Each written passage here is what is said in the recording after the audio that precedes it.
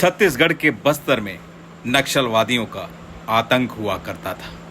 लोग दहशत में रहा करते थे और जंगलों के बीच में नक्सलियों की सरकार चलती थी।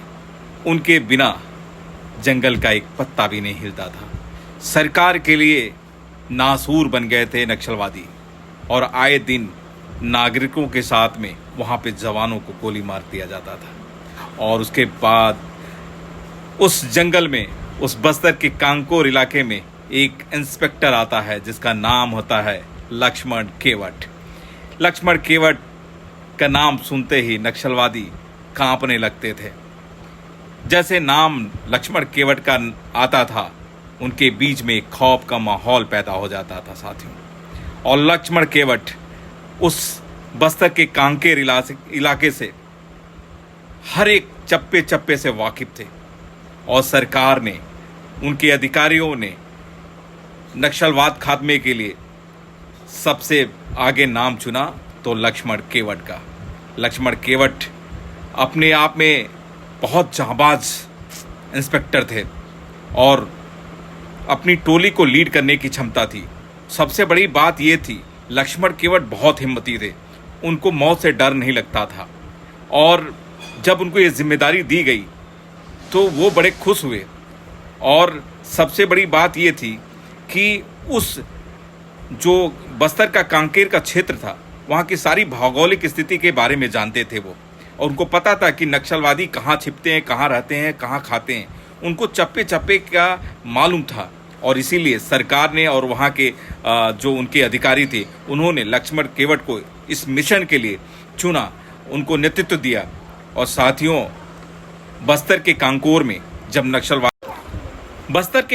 में जब नक्सलवादियों के साथ में मुठभेड़ होता है लक्ष्मण केवट और उनकी टीम का, तो साथियों लक्ष्मण केवट घबराने वाले नहीं थे। बहुत हिम्मती और बहुत साहसी इंस्पेक्टर थे। उनके सामने उनके एक सैनिक को गोली लग जाती है, लेकिन वो विचलित नहीं होते हैं। अपने साथी को कहते हैं कि तुम उसको ले जाओ, इसका ट्रीटमेंट कराओ। लोग कहते हैं कि साहब अब आगे मत बढ़िए, खतरा बहुत ज़्यादा है। लेकिन उनको पता था, उनका हौसला, उनकी हिम्मत, उनके जज्बे को सलाम है साथियों। जिस तरीके से वो आगे बढ़े, परिस्थितियाँ अनुकूल नहीं थी। और कहते हैं कि कोटारी एक नदी है बस्तर के कांकेर में, जिसको पार करने के बाद पहाड़ी का एरिया शुरू हो जाता है और वहाँ पे जाना समझिए मौत के मुंह में जाना होता है। वो लिबरेटेड जोन कहा जाता है, जहाँ पे नक्सलवादी अपने आप को सबसे सुरक्षित मानते हैं। लेकिन कहाँ मानने वाले थे लक्ष्मण केवट जी। गजब का जज्बा था उनका, देश के लिए सेवा करना, लोगों के लिए मर मिटने का। और वो जवान कहते हैं कि जैसे ही लक्ष्मण केवट ने बताया कि जैसे हम लोग आगे बढ़ते हैं, ये नक्सलवादियों को पता लग जाता है और वो फायरिंग करना शुरू कर देते हैं।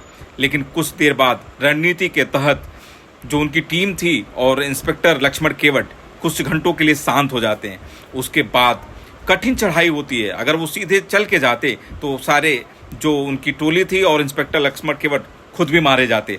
लेकिन लक्ष्मण केवट बताते हैं कि 300 मीटर तक वो अपने हाथ के सहारे जमीन पर लेट कर गए हैं, घसीट के गए हैं।